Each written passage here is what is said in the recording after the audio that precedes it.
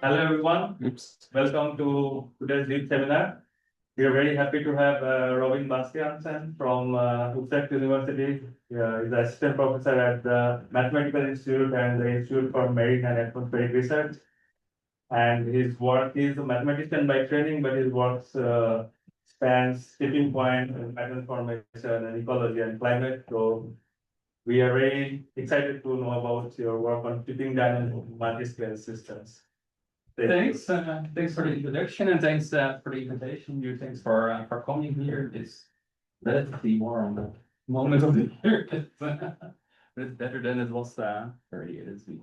So what I have planned for the coming hour, so prepared a little slides. It's probably too much, but I've heard that typically you like to ask questions in between, and we'll just see where things stand today. And I plan to start talking a bit about the context of tipping points. And let me then perhaps ask you, who does know what a tipping point is? True. So Does or does not? let's go with does now.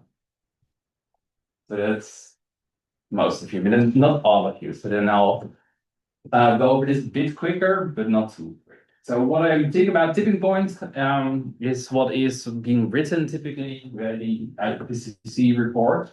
So that's the climate report that's being reported every so many years.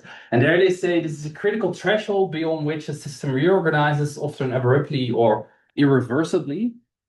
And then together with this, I typically present this picture of the Earth where there's a lot of tipping elements in the climate system. And I won't go over the details of all of them, but you could think about like the Atlantic meridional overturning circulation, where there is a certain moment that could be, say, the amount of ice that's melting or the amount of CO2 that we put in the atmosphere. And if we put too much of it, this whole system reorganizes. So this could be that this overturning circulation is completely different. Or it could be about, let's say, an ice sheet where it's too warm locally, and because of that, the whole ice sheet. That's a typical thing that I'm thinking about. And then in mathematical terms, I will say now, I will talk a bit more on the mathematical side today for most of the things. So mathematically, I will think about tipping points as a dynamical system that crosses a certain bifurcation. So what I'm thinking about is you have some sort of dynamical system, a differential equation, say dy dt, to specify the evolution of y, which represents then, for instance, a mob or an ice sheet or whatever. And then on the right-hand side, you'll have some model description with a parameter that specifies a certain forcing. So that could be the local temperature in case of the ice sheets or a CO2 forcing or whatever. And then you can make a bifurcation diagram where I put the bifurcation parameter, u in this case, on the horizontal axis, and on the vertical axis, I put something that represents a system state. And in typical studies of tipping points, people assume your model here has a certain bifurcation structure that looks like this S shape, where everything on this S shape represents equilibrium states of the system. And then you have a stable one here and an unstable one here. And then based on this picture, they argue if your forcing is very high and you're on this red range, if your forcing changes, so in this case, environmental conditions worsen, you follow this red line, and then here's the bifurcation. As soon as you then worsen it yet a bit more, you pass over this and you end up on this blue line. So that is the tipping that I'm typically thinking about. And this is closely related to critical shifts. And in ecology, there's classical literature from the 1970s by Holling, Neumeier, and May that talks about this. And I've put here a few more examples. You could think about planetary transitions, where you have an Earth that is hardly covered in ice to an Earth that is mostly covered in ice, and vice versa. Or in ecosystems, you could think about shifts between, say, a tropical rainforest and a savanna, or a lake that is very clear and a turbid lake. And if you're thinking more in terms of time series, you could think about time series that looks like this, where horizontal axis is time. Then initially it's doing some noisy stuff around a certain equilibrium, and then at some point it passes a tipping point and it's suddenly goes from this average state to this average state. So that's what it looks like in that sort of thing.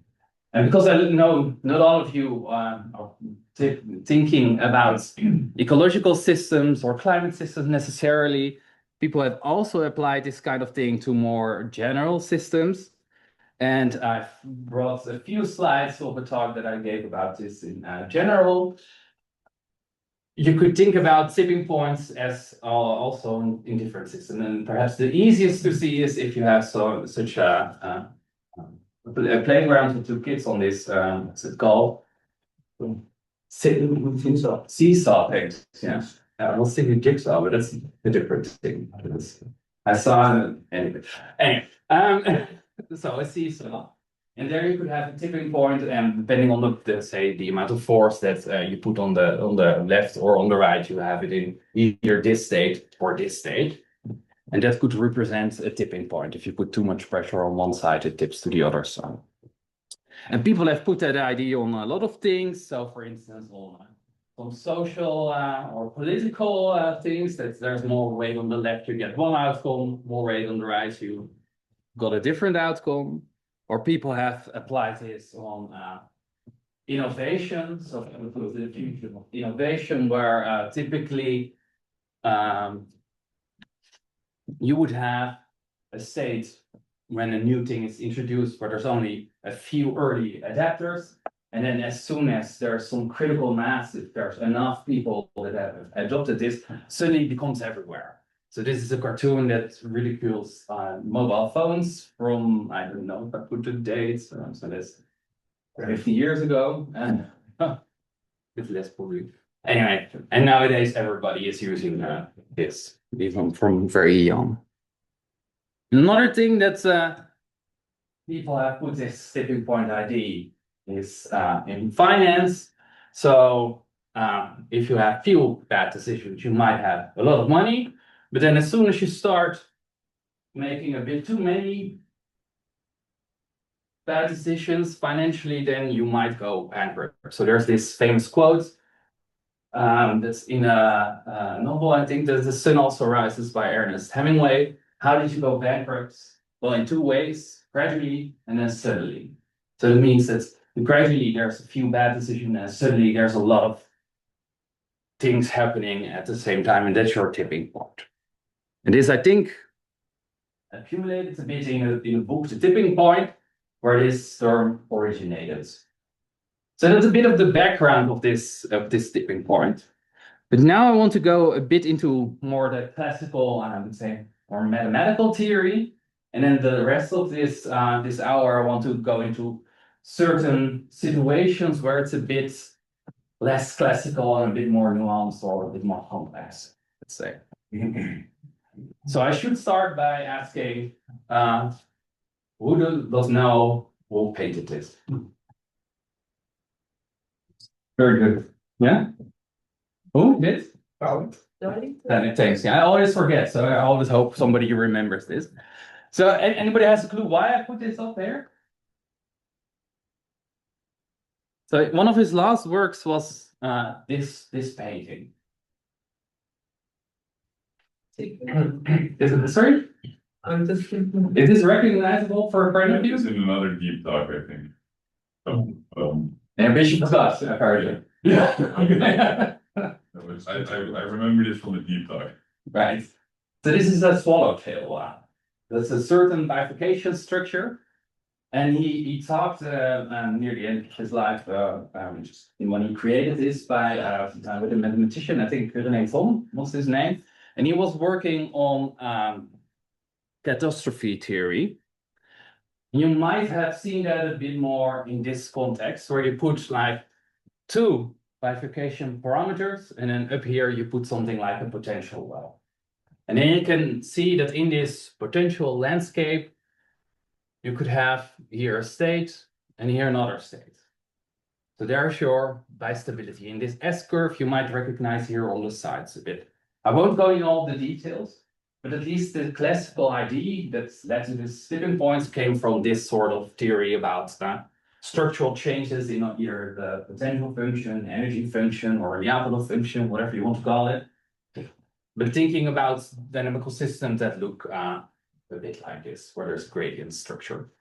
And it's a bit more nuanced now, but you still see a lot of people talk about tipping points in this context, saying that, and don't mind the graphics. So I gave this talk to very little children, and then I thought it's nice to have these graphics. And then I thought for you that might also be fitting in some way. So you can think about this as some potential landscape. And with these little children, I say, well, you can think about this real landscape, and you put some ball in there, and then there's a hole there. It wants to go to that hole. So it wants to minimize your energy. And then we can think about what happens if this landscape changes. And this landscape changes if your forcing changes a bit. So if now I've changed it a bit, and now there's another hole here, but our ball just likes to be there, because there's still a hole there. But if you keep on increasing your landscape,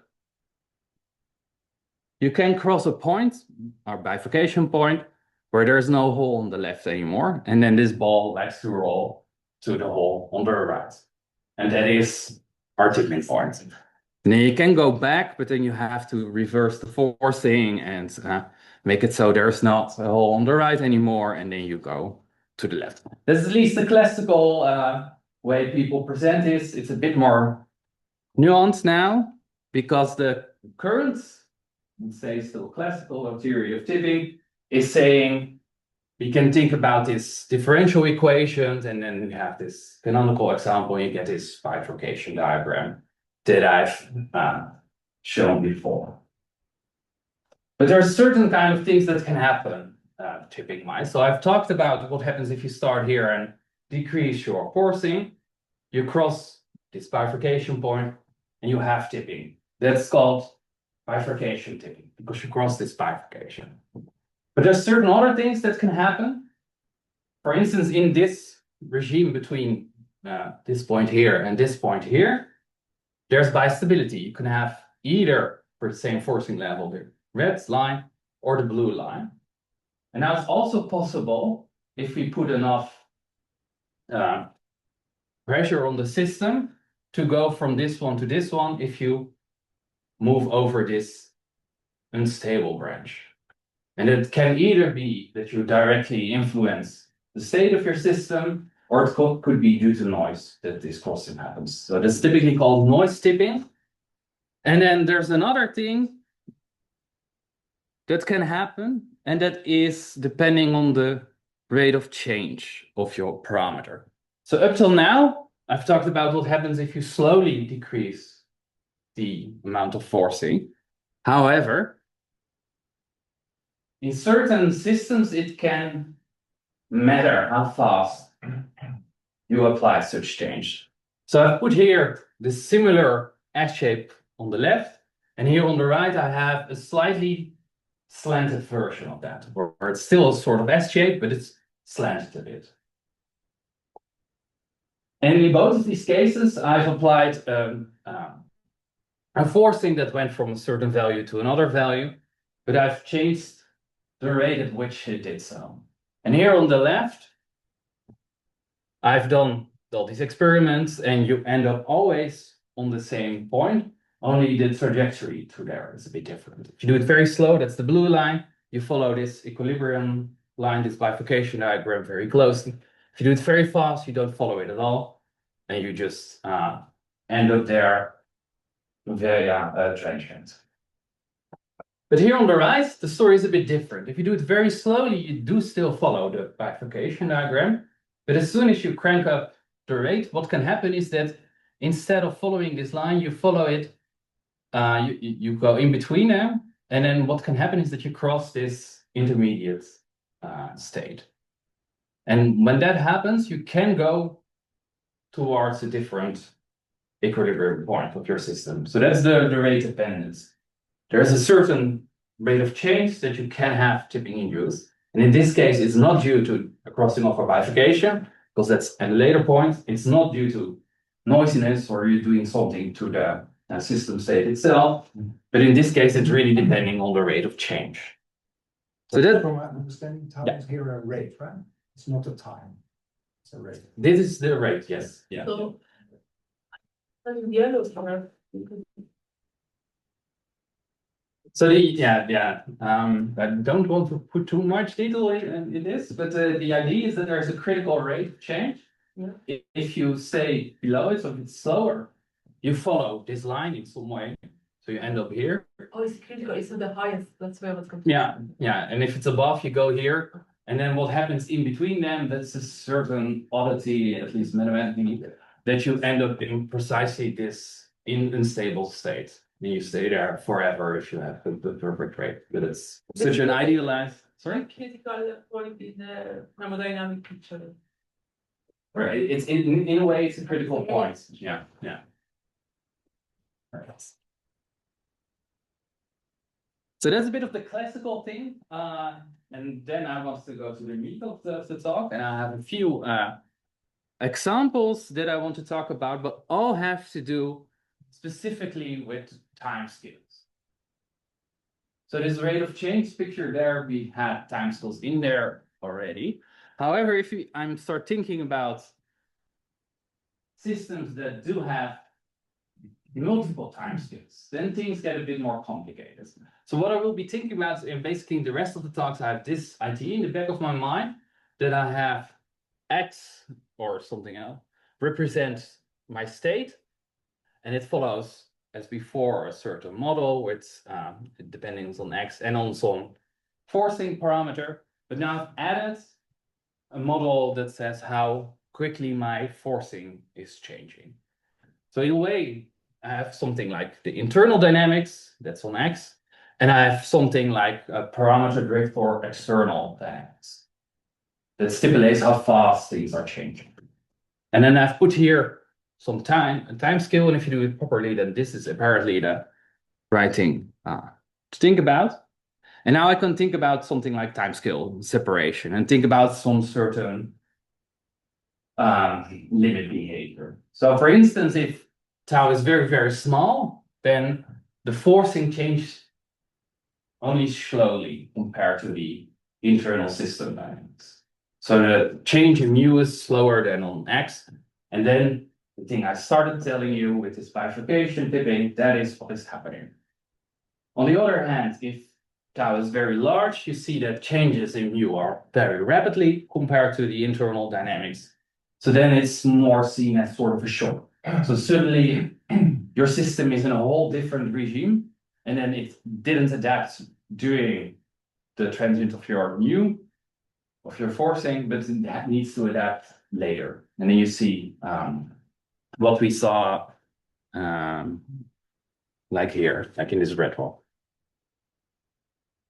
And then the most interesting stuff is, of course, when this rate is order 1, because then you can have the proper rate dependence and a lot. And what I now will be talking about is when this internal system has multiple time scales. And then you'll see that there can be strange thing happening, either just because there are multiple time scales, or there can be some interesting interchange between the rate of change of your external forcing and the internal time scales. But before I want to go there, there's one slide I always like to show, and that is because this is the essence of why it's important to think about time scales. So I've brought with me 3 different pictures, where every time it's time here, and on the vertical axis there's something that represents the system state. And I've not put in any non-linearities in these 3 different models. I've only had slightly different linear model systems in all of them. And the idea is that if you have something like this, so you have an observation of 10 time units, you want to understand what is going to happen to such kind of systems. So say you have these 3 kind of things. What do you think would happen later for all of them? For any of them? Nice. Yeah, they look the same. They look the same. So does anybody see a difference in one of them? Colors. Yeah, there you go. I always wait for it's typically an old man Well, typically it's bald, but not this time. This time. We'll get it there. But there's always somebody who says it. However, so now I show you what happens later. So we showed here up till time t, but in this red one, it seems to be going roughly to the same state that you thought it would go here. In this blue line, it goes way above. And in this red one, it just passes off. And that has to do because there's long time scales in all of them relevant. And you don't see that if you only look at it on smaller time scale. So the idea is that if you don't consider these longer time scales, you might miss things that happen later on. And this is especially if you think about climate sensitivity and the likes, there are people like to do all sort of linear extrapolations based on only one time scale. And then they are surprised it doesn't match up with their long time simulations. Anyway. So the first example I want to talk about is a system that is a multiscale global energy balance model. So here I have temperature, capital T, and that is something you can see as the global average temperature on Earth. And then there is some physics here. There is incoming solar radiation, part of which is reflected by the albedo of the Earth, and then there's long wave radiation. And I've added here CO2 as plus mu. That is our parameter. And then in this model, I've put a dynamic albedo. So the albedo, and that can be related to the amount of ice that is there on Earth, is changing slowly. And it's relaxation to some temperature-dependent albedo. So that means that if it's a high temperature, there's no ice because it melts. If there's low temperature, there's a lot of ice. And that changes the color. And in here, yes, there you go. There is some time scale separation. And that is saying that the evolution of this temperature, that's faster compared to the change in albedo. And if you do that and look at the equilibrium states of this model, you can make a bifurcation diagram that looks like this. So again, somewhat similar S shape. And what I now want to do is think about an experiment where we start somewhere on this blue branch, and then suddenly I increase the amount of forcing, so the amount of CO2, and then we see what happens. So I've done that. So the idea is I initialize for some mu value that represents some CO2 level, then I do something that represents 4 times CO2 compared to that levels, and then look at the dynamics. So that's something that's being done in climate science to estimate equilibrium climate sensitivity. Often it's complicated with this. So I have this kind of result if I look at 25 years. So you might think, well, we'll see about, what is it? About 4 degrees of warming compared to this, right? You don't know anymore. Okay. So I now let it run a bit longer. So for 500 years, and you see, oh, this 4 that we saw there, oh yeah, but it keeps on increasing, and now it seems to be going to 7 or 8 degrees, right? Now I see you nodding. Yeah. You stop it. Sorry? Probably continues or So for a bit longer, you see this happening. So at about 1500 years, it suddenly goes up to about 70 degrees of warming. So, and now comes the messiest slide I've ever made. Not yet, but it will come with it. So to understand what happens here, and of course has to do with this multi-scale aspect of this model, I put here the same time series that I've showed you just now. On the left is for the difference in time, temperature, sorry. And here's the difference in albedo. And you see here that this also aligns up with this very late tipping there. And here on the right, I've put the no lines. So the moments where either the temperature equation says it's 0 or the albedo equation says it's 0. And this blue line is where the temperature equation says it's 0 depending on different values of the albedo. So now what happens is I start here and then make an excursion to here. But based on this diagram, this phase plane, we can understand what happens in the time series that we saw. So we initially saw some very quick adaptation to about 4 degrees warming. That is this part, where it wants to go towards that null line of the temperature. Then we have a lot of just slowly increase in temperature, and that corresponds with following this null line here. And then, oh yeah, I should say that. And this takes a very long time because there's something what's called a ghost effect, or there I see some people nodding. So for some people, this is terminology they know, right? So then late, we see this tipping, and that is related to this kink in this null line. So here, we pass over this sort of bifurcation of the null line and go from here to here. And that is represented in our time series as this tipping limit. And then finally, we see some relaxation, and this is the proper relaxation following this blue line until we hit our fixed point in the end. And this is something what we called late tipping.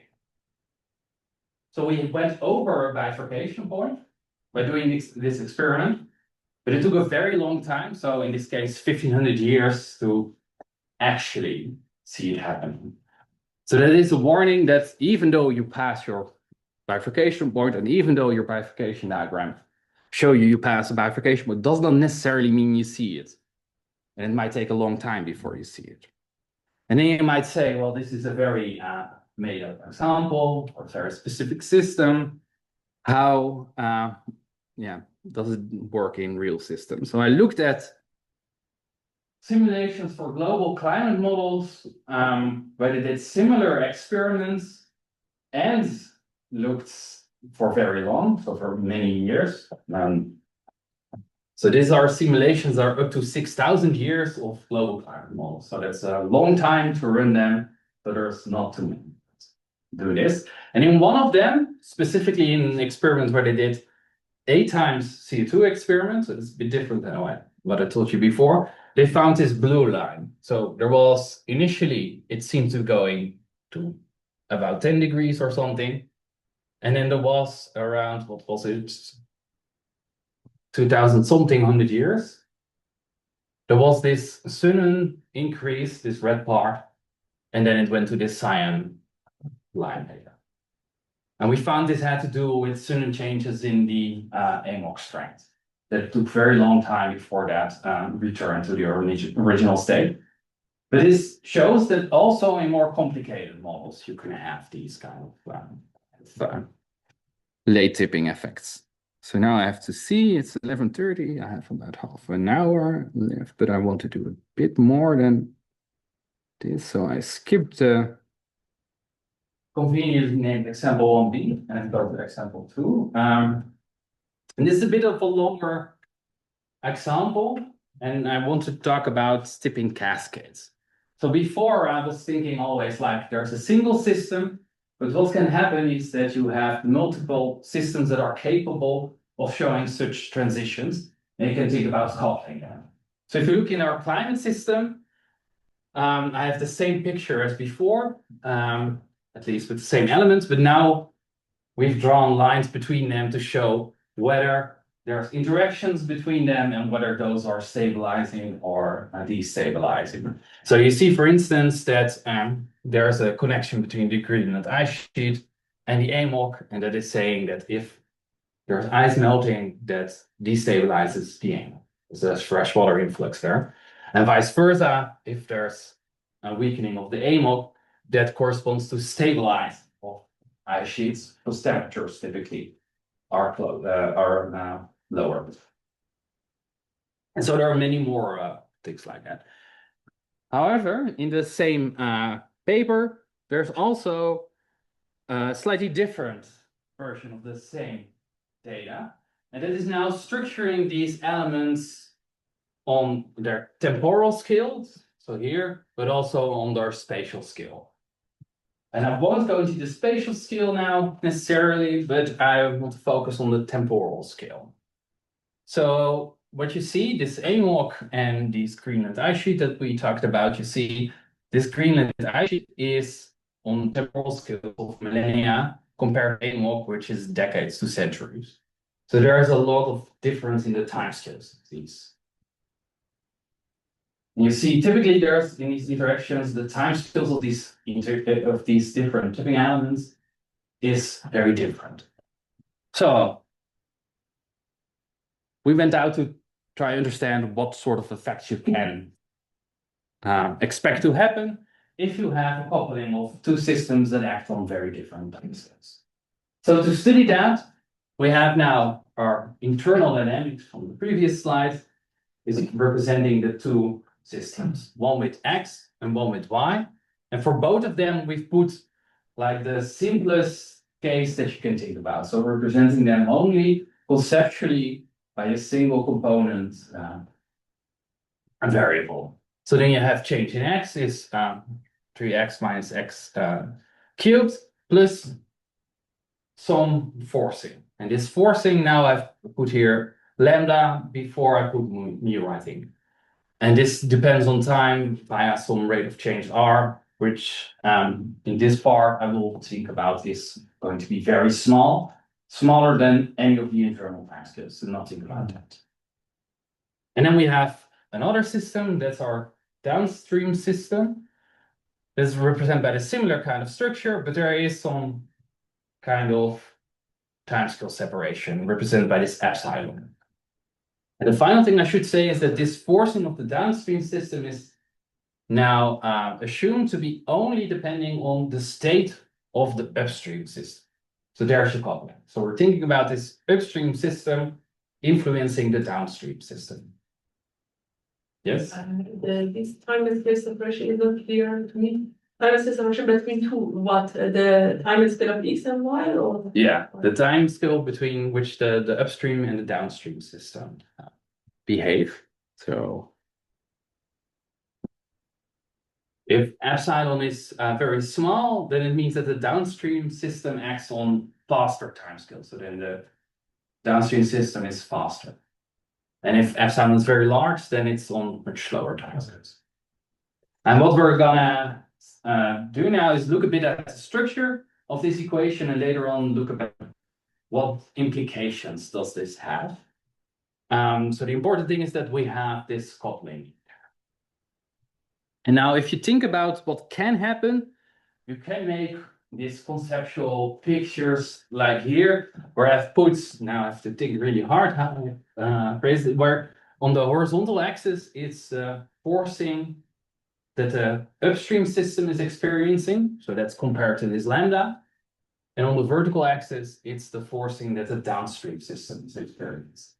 So that's compared to this. And then you can think about how would you traverse this parameter space. And to make that a bit more specific, I put in these critical values above which these systems would experience a tipping. So you can think about if you put some forcing on your upstream system, you could just stay in this green area and there's no bifurcation. Or you could cross only a bifurcation for the upstream system, and that is what happens here, and nothing happens for the downstream system. Or you could have forcing that only does something in the downstream system, or you could have that there's a tipping of the upstream system, and that during the tipping of that upstream system, the downstream system is tipping. That's sort of represented here. So you go up and below, but it has still tipped your downstream system. Or you could think about your upstream system tips, and then later your downstream system tips, or vice versa. All sort of things. The details won't matter too much, but we've represented them with some sort of graphics as well to better showcase this. And in all of them, so here it's the graphics a bit. And in all of them, I put the upstream tipping as this blue bar. And then if there is downstream tipping, we put that as the orange bar. And then you can have the downstream tipping after or they overlap, or it's slightly before, or it's properly before, or it's during, or in some cases, there's upstream tipping within the downstream tipping. So that's represented by all of these.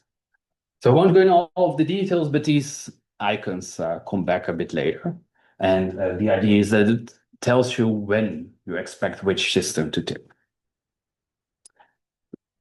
So now I should talk a bit briefly about the upstream system, and basically it's similar to what I've been telling you before. The bifurcation structure is the same kind of S-curve, but for all the experiments I'm going to show you is we start somewhere here on this lower branch, and we crank up the forcing that this upstream system is experiencing, and then depending on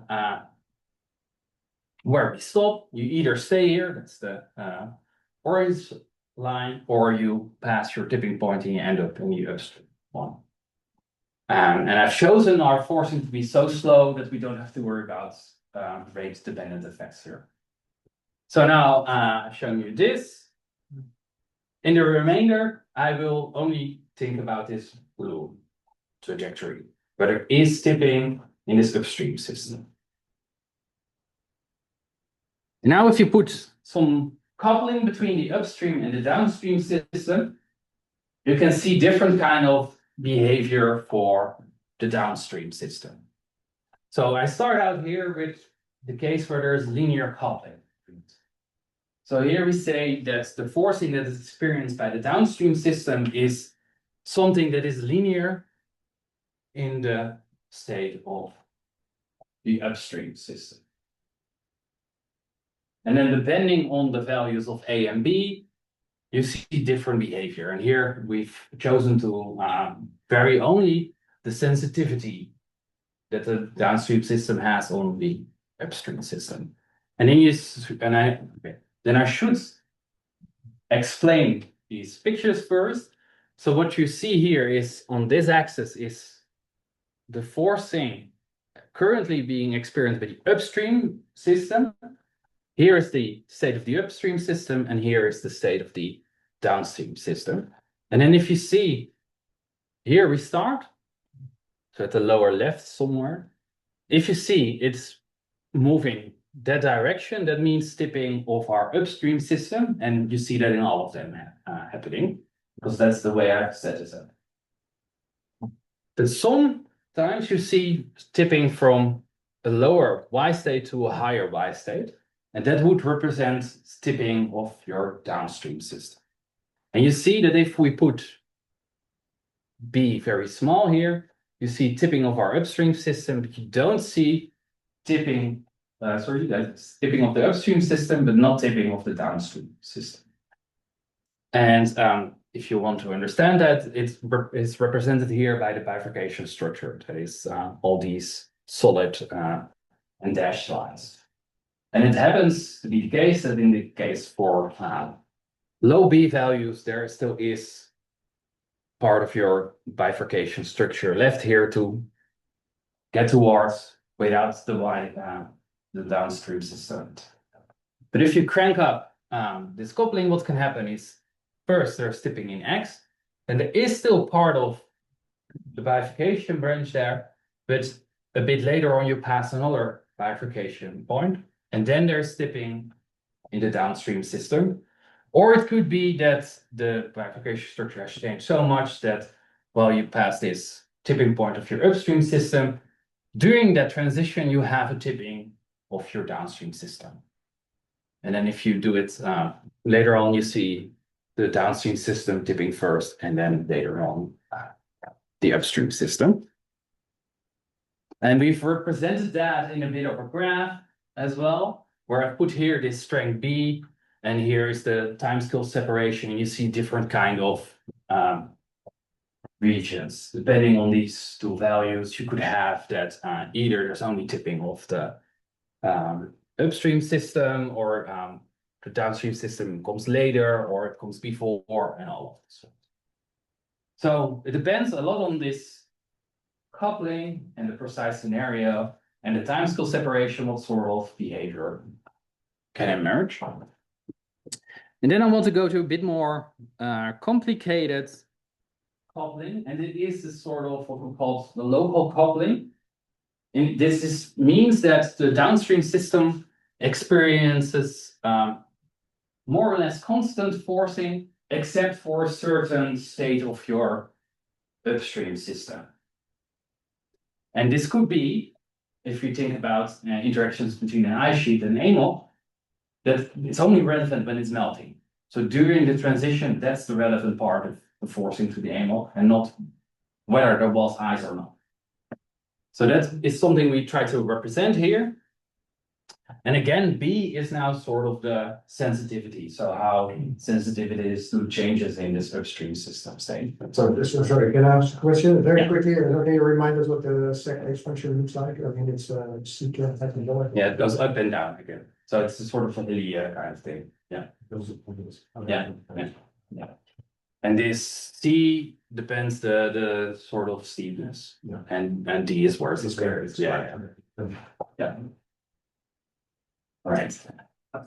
So now I've not shown you the full three-dimensional bifurcation diagrams because they looked a bit more complicated, but instead what I've shown is the bifurcation diagram of the downstream system only for these different values of B. And then you have here your X state, which now is acting also sort of your bifurcation parameter for some reason for this downstream system. But the important thing is that we are going from here to here, from low X to high X, representing the tipping that was experienced in the upstream system. And depending on this value of B, you can again have either tipping of your downstream system or not. And now it's seems to be the case that if you have low B, low B, there's just nothing happening in your downstream system. So it doesn't pass any bifurcation point. And then if you crank up this B, at some point you encounter something that is close to your bifurcation point. However, now because this coupling between the upstream system and the downstream system, there's rate dependent things occurring. And that means that while you do have passed the bifurcation point for the downstream system, you can still remain untipped because this is now forcing that goes up and down again. And if this forcing goes down again quickly enough, you have what's called a safe overshoot of your bifurcation point, and you end up back there. And that is what's happening here. And then if you keep on increasing this coupling, you see that it does properly pass the bifurcation diagram.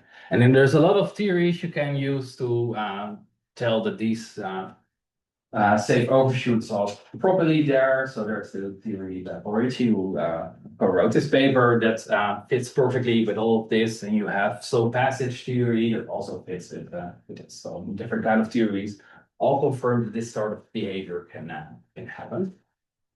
And here we again made this kind of diagram where you see there's different behavior depending on the strength and on the time scale separation.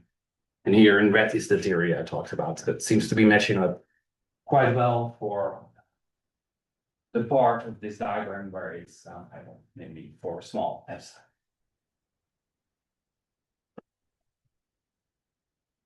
All right. So that is the bit of the bifurcation structure, the different kind of things that's going to happen here. And now you might think, so what? But apart from this, Yeah. So if I compare this figure with the previous figure, Yeah. I mean the regions, the way it ends the same, right? Apart from this. Not entirely. There are different things that can happen. Figure out like how does this different coupling change completely or partially? Yeah. So what happens here in this linear case is if we keep on increasing x, there will be tipping of your downstream system, regardless. Because this coupling means that this m of x is just unbounded. But here, oh, I'm going the wrong way. Here, there is some bound on this localized coupling. So that could mean that you stay below the critical coupling or critical rate or whatever. So there's some things that you don't see here that were present in the other one. I think that you don't see one where this orange line is really beyond that. This orange bar is really beyond that blue bar. I don't think you see that. So even if the upstream tips, the downstream may not tip. Yeah. In this case. Yeah. Which is not. Yeah, the other one, it will always, if continued, Yeah. possible. So Same of one tip. If depending, but yeah. Thank you. I have another question, can Yeah. you remind us, so the blue part is clear, right? Like, no ticking, but, or only downstream one. Yeah. But what is the difference between green and the red? I mean, I certainly missed this. So that has to do with the timing of the downstream tipping. So here you see the downstream tipping is before the upstream tipping. Okay. And here it's in all sort of different kind of things where it's mixed in between. Okay. Yeah. So that is, if I go back to, where is it? To this kind of thing, there's a bit easier. Here you see, go from here to here. Yeah. And then again, that's two things, and here it's at the same. Yeah. Yeah.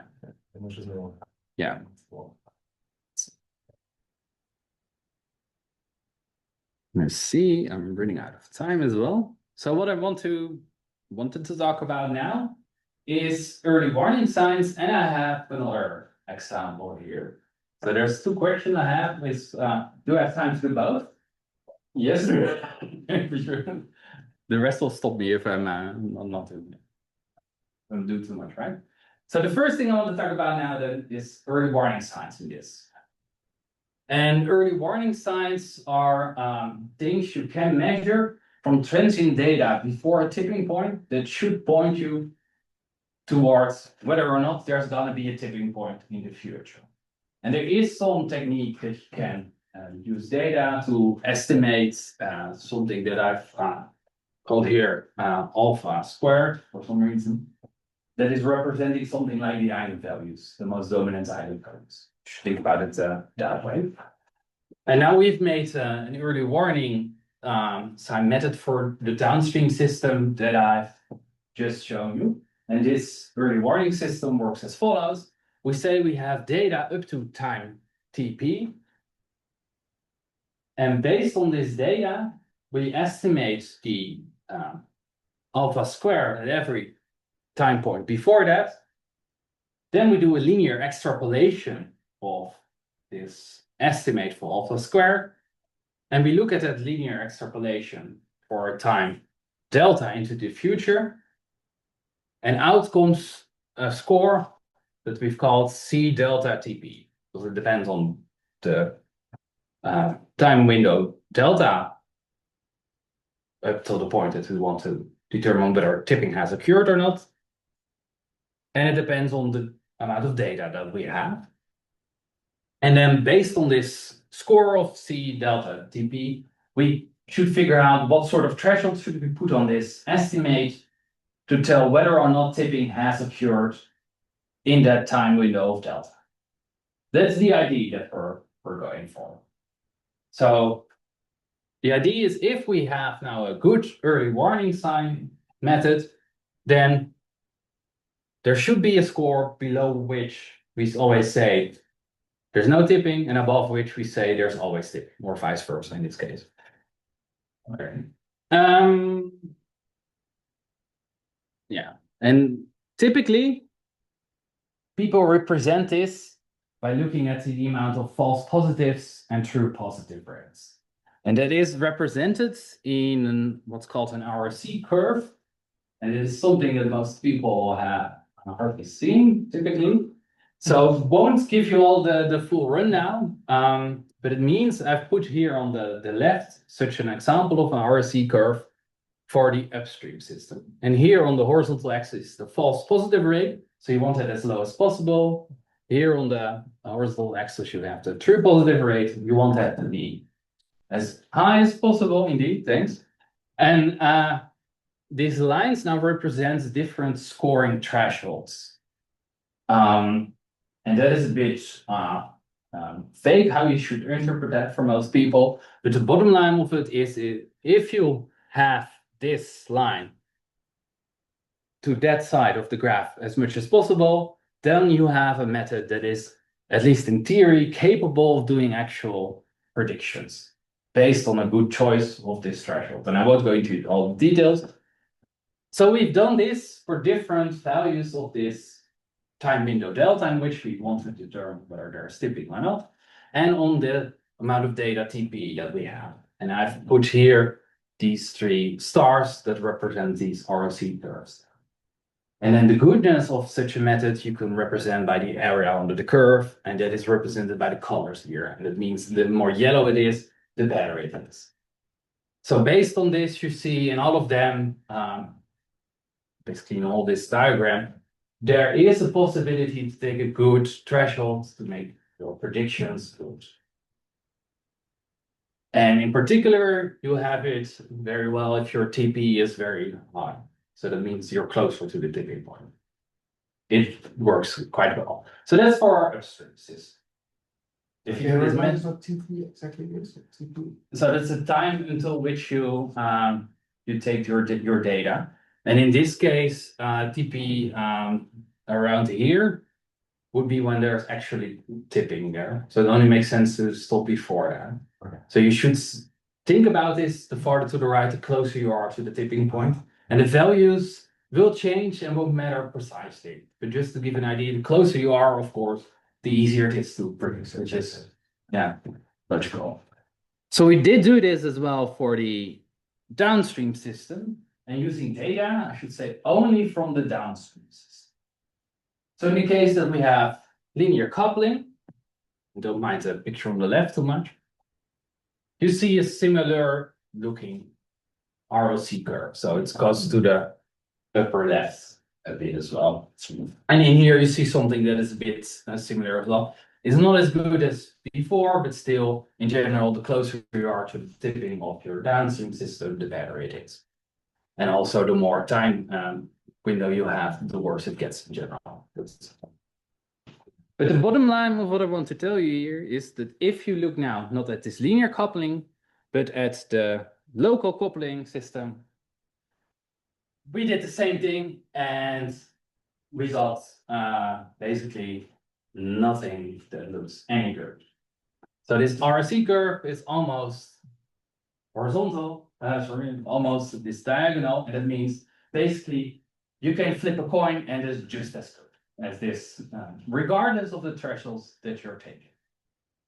So that means that in this case that you have a coupling of 2 systems, and this coupling is, in this case, more localized, that only in certain parts of the upstream system, there is coupling to the downstream system. Because of this interaction, you have these time-scale separations, and that can mean, in this case, that you cannot predict the downstream system using these methods. And that means, if you think about this in the typical timescales, you're just too late, always, to tell what's going on. So that's the cautionary tale here. If you have such a multiple systems, there's coupling between the two, there might be no possible way to have the typical early warning signs be any useful. And then I have 5 minutes for the last example that I have. So I switch now to yet another example. And this is a bit of a shorter one. And for this one, I go to partial differential equations. And I'm going to look at the typical resource consumer kind of model. And this is sort of model, to give you a bit of a context, that's typically also used to model dryland ecosystems, where the resource is the amount of water there, and the consumer is the vegetation or biomass. So, and then you say the resource, there's some spreading that's represented by diffusion. There's influx, that's this A. There's some outflux. And in the consumer, you have its spreading, also represented by diffusion here. And there's natural death. And then there's growth here with some carrying capacity. And then the final term that I've skipped over now is this UV squared term, which represents the amount of water that's uptaken by a biomass. And then it's sort of a predator-prey kind of situation, except there you would expect something like U times V. But here I put UV squared because in most of these systems, if there's presence of a consumer, they are doing some ecosystem engineering to ensure that that it gets easier for the resource to get towards the consumer. So in this vegetation systems, it means that if there's vegetation, they change the soil state a bit, and because they change the soil state, water gets to the plant roots easier. Because of that, you get the feedback that's represented here by UV squared. So now if I look at the bifurcation diagrams for this model, then depending on the values of the parameters that I choose, you can have a situation that looks like this, where there is just this sort of S shape with a tipping point here. Or it could be that the bifurcation diagram looks probably different because there might be a Turing bifurcation and there might be pattern formation in here. And then you get a bifurcation diagram that looks like this. And if you now do the experiment of changing your environmental conditions, you follow this uniform state branch, you end up in this Turing bifurcation, and then you use all sort of nonsense with changes in patterns that are, and Soren might have talked about this at some point. However, what I now want to do is change this model just a slight bit. And the thing that I changed is that this feedback that I've talked about, the UV squared, I've now chosen to represent it differently in the model by adding another equation for it and say, I don't like that this UV squared thing, because that means it's instantaneous feedback, but it takes a while before this feedback's kicking or die down, typically. So I put there something like an S there to represent, say, an engineered construct or the amount of soil state, infiltration capabilities or something like that. And I've done that here in the easiest case by just saying, well, it's going towards V, so the equilibrium structure stays completely the same as it was before. The only difference is now I can play with this time scale of how this engineered construct changes. So I've done that, and I've done an experiment where the amount of resource, this A, changes slowly over time. And it goes down. And I've done this twice, one with a very high tau S and one with a very low tau S. So one representing feedbacks that are very fast and one that are representing feedbacks that are very slow. And then you can get these kind of diagrams, and I will walk you through this. So here it's the case that I've shown you before, where there is a tipping point and we don't have to worry about all this spatial pattern formation. So now if you do fast feedbacks, we have the same kind of picture as you mentioned before. You pass this tipping point and you fall off of it. That's here. That's in the case of fast feedbacks. However, if you have this feedback being very slow compared to this rate of change, what happens instead is that you follow this blue line and are experiencing a transcritical bifurcation and no critical transition at all. And it just slowly, all your biomass goes away. Then on the right, I've changed the parameters such that there can be spatial pattern formation. And now if you do the experiment with the fast feedback, you have something like I've told before. You pass the steering point, there's patterns, and you see all these smaller transitions, and that's represented here. Pattern formation changes to different patterns, changes to different patterns, and then there's nothing. However, also in this case, if your internal feedbacks are slow, you follow this blue line, and there is nothing there. So the conclusion that I'd like to draw here, but apparently the journals don't like to me calling it that, is that in case your internal feedbacks are much slower than your external feedbacks, then all of these things that I've talked about tipping points, critical transitions, and all the things might be irrelevant anyways. And everything seems to be not as critical and reversible instead. So that brings me to the summary, and that is something I've done very quick. Oh, yeah, there you go. The important thing I wanted to tell you today is that the timescales of internal processes and external are crucial to properly understand what is going to happen, and they do affect the tipping dynamics. And I've shown you a few examples, including one where there was this late tipping after very long transients, and that early warning signs can fail in multi-scale systems. And then finally, I showed that external forcing is very rapid. Any critical behavior that you might expect might be absent at all. So with that, I'd like to thank you for your attention.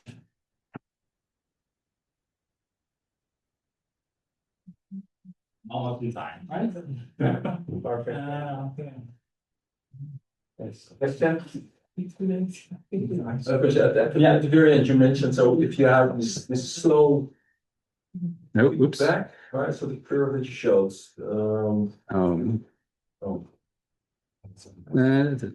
This one, yeah. right, that one, so that's, if there's slow feedback, then it was better formation, it's like, the further. Yeah. Then you also said, and then it would be reversible, did I? Yes, it's also reversible. So this and if you look at what you expect there to be happening is that now your bifurcation circuit that is experienced in this relatively fast external change is a transferable bifurcation. So it's basically saying here's a stable equilibrium point and here there is, and this is becoming unstable. So your experience bifurcation structure changes. And mathematically, it's not that hard to see that in this case, because you basically say this S is constant. But does it basically mean that this internal process is so slow that it cannot adapt to the external changes? Yeah, right? yeah. That- It doesn't, yeah. And That's therefore, there's this very gradual. Yeah, yeah, precisely. Yeah. So then you would also lose the distributed effect. Yeah. On this limiting time scale, right? And of course, in between, there will be something in between there. Yeah. But I like to end with some provocative thing, basically saying, If you pump up the resource influx again quickly, then. yeah, it will just follow it. Whereas in this case, it won't do that. Yeah. And the idea is simple, right? There's a nonlinear feedback that creates all our critical behavior. If that nonlinear feedback is not keeping up, then of course you don't expect it to happen. Can you also show that there is no, that on fixed point branch is just not there? Lower branch here? Well, this one you mean? Yeah. It is there, but it's unstable. Okay. Yeah.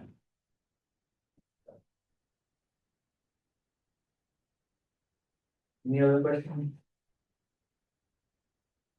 I just want to know, like, so you showed that you did check or validated like the first part of your talk with the climate data, like there is this transient, and then in the tipping cascade part, did you also look at climate data, whether your sort of simulations, or because you took this coupling which is motivated by real systems, and like what about data there? Yeah.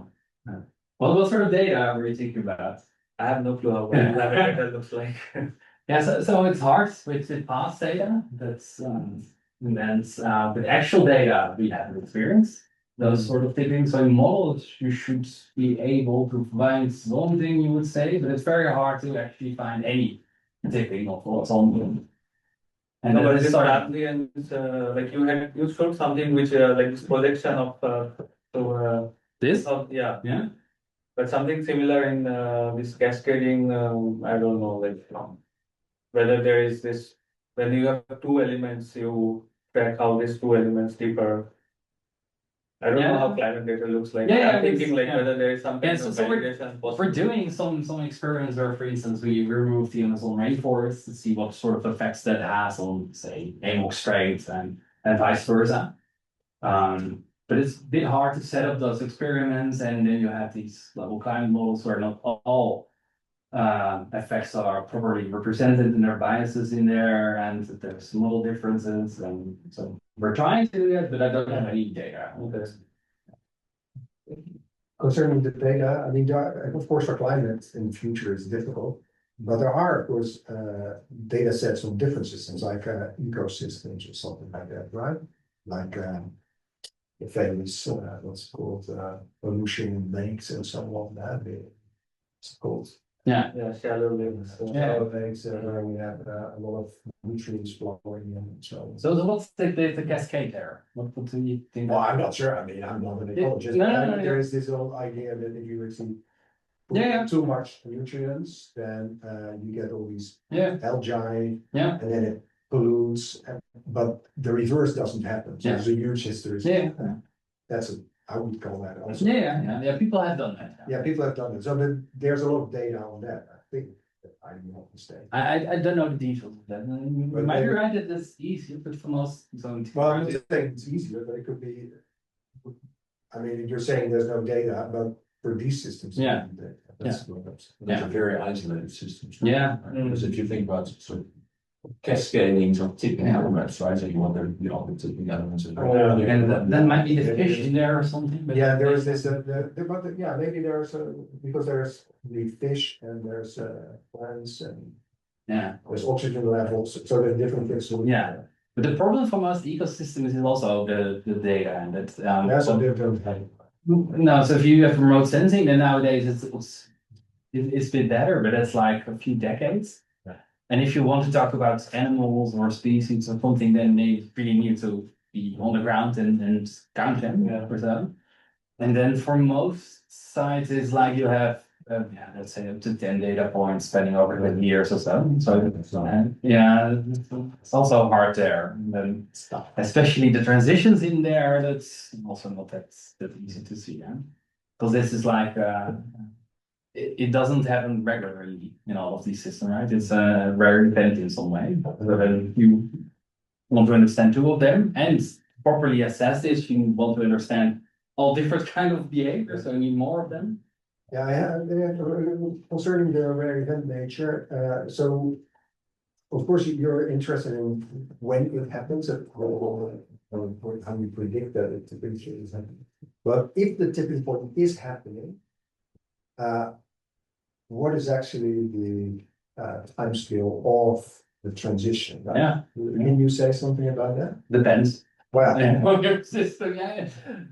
of course it depends, but it's kind of, that's an interesting question, right? So if the actual tipping point happens, and it's very important if it happens in a month or in Yeah. a century, right? This Yeah. is kind of a big deal. Yeah, so in power grids probably Yeah. seconds, right? Right, yeah. Yeah, and if you talk about ocean currents, then it's up to 100 years or something. It's the typical thing that people see. So with ice sheets, it's a bit different yet again. And with all these systems, it's different. Or can you say something about it in your models or predict this time scale of the actual transition? Like, can you say that something? I mean, I'm just. Yeah, in a way. That, we are interested ourselves, right? So this is kind of a question that pops up once in a while. So it's not about when the tipping happens, but when it happens, how long it takes. And in a way, we try to do that here a bit for the downstream system where this length Yeah, exactly. is doing something. So what we had to do, and now I have to both think about how to say this to you and think about what we did precisely. Okay. So we did this numerically by saying you need to be such and such close to this branch. That's something we had to choose, and it didn't depend too much on that. And then the onset is when you pass this in some way. So that's a bit hard to define precisely what it means. And then numerically we could verify the timescales in there. And that is also behind all these kind of pictures. All these lines come from these sort of estimations. But you want more orders of magnitude? And No, I'm just asking myself what determines kind of the length of these sequences, right? What is the dynamics in this? Is that determined by the downstream, by the upstream, or by the forcing? So for the downstream system, it's by the downstream system. So this forcing here hardly matters. So if you want to think about this in really mathematical dynamical system kind of perspective, what you can do is set this to the critical value. Yeah. And then there is a trajectory that goes from your then unstable previous state to a stable one, other state. And then you need to figure out how long that is. Yeah. And in that limit, it's infinitely long. So you need to do a bit of either numerics or be close to that kind of. Okay. But it relates to the internal timescale debt system.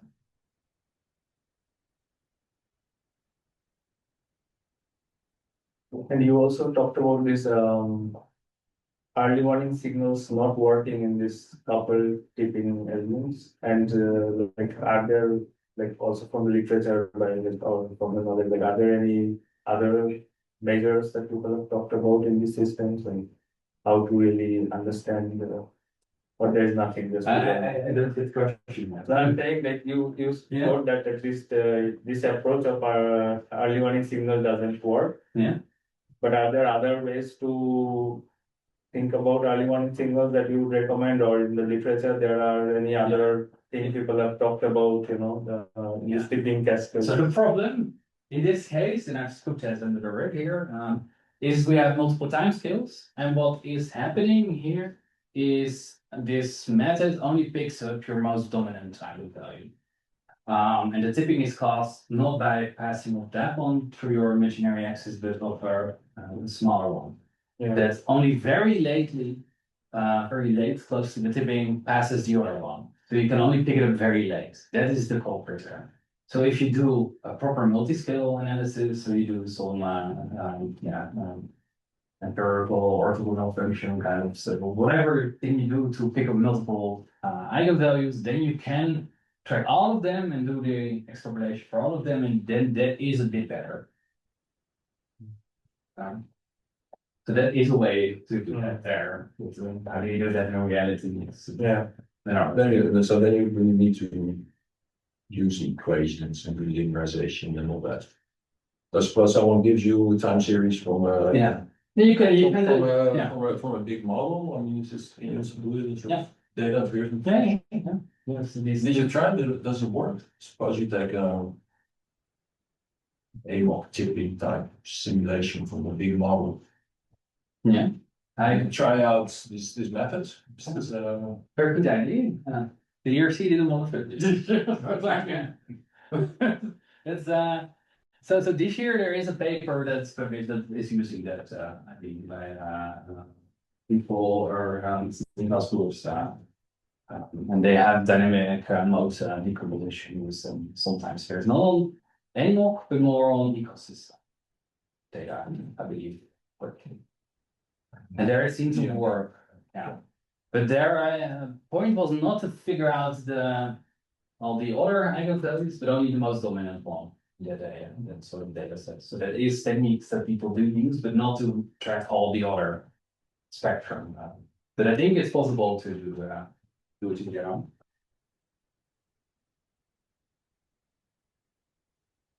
Okay. If there are no more questions, then let's thank the speaker.